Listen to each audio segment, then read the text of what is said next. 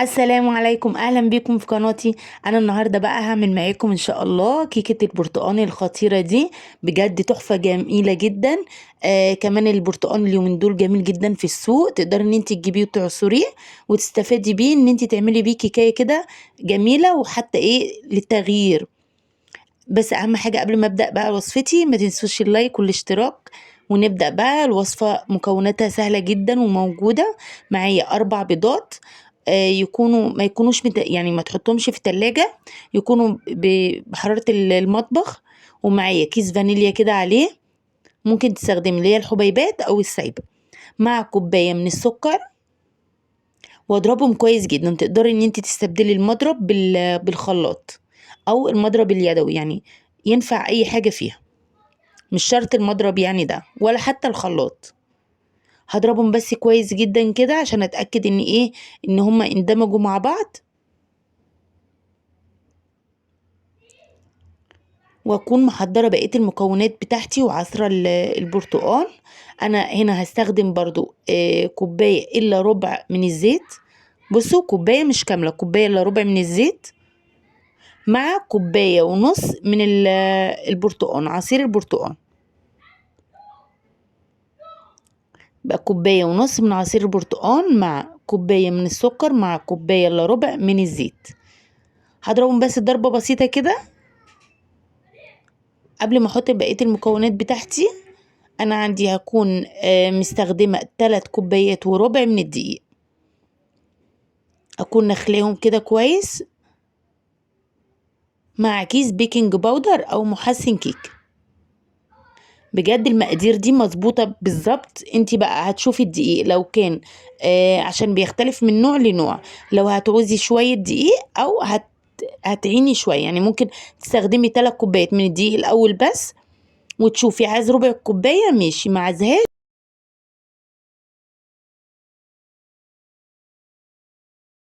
هضربها بقى بالمضرب كده عشان اتاكد ان هي اتضربت كويس وناعمه.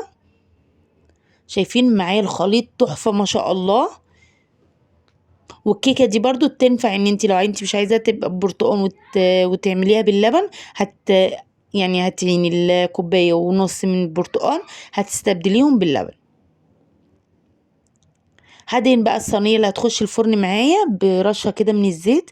مع دقيق عشان اتاكد ان هي الكيكه مش هتلزق في الصينيه. طبعا في الوقت ده بكون مسخنه الفرن بتاعي كويس قبل ما ادخلها. وبحطها في الرف اللي في النص. يعني بحطهاش من تحت، بحطها في الرف اللي في النص. حوالي يعني 35 دقيقة كده. وبشغل الشواية من فوق بيحمر وشها وبروح مطلعة. بتبقى بالشكل الخطير اللي انتوا شايفينه ده. بس انا لما تهدى شوية بكون مجهزة الصوص الخطير بتاعي بقى. اللي بيخليها رطبة وجميلة جدا من جوه. بصوا، ما فيهاش اي حاجة خالص، بتبقى دافية حاجة بسيطة. هخرمها بقى بالشكل ده كلها علشان ايه، لما احط الصوص بتاعي تتشربه بكل سهولة. بكون مجهزة بقى معايا كوباية من عصير البرتقال.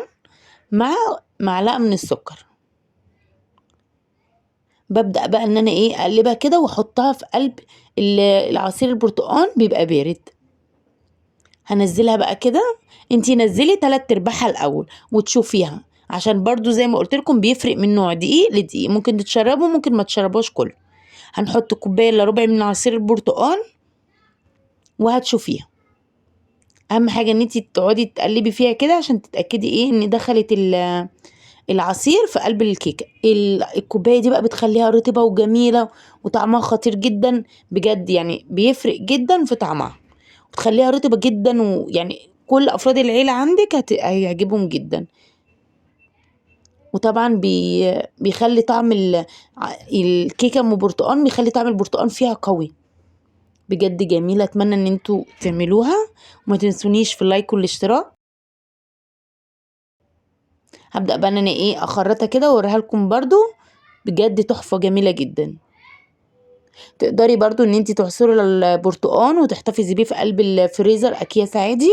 ولما تيجي تعملي الوصفة تبقى جاهز، تاخدي الكيس تبقى جاهز على طول معاكي.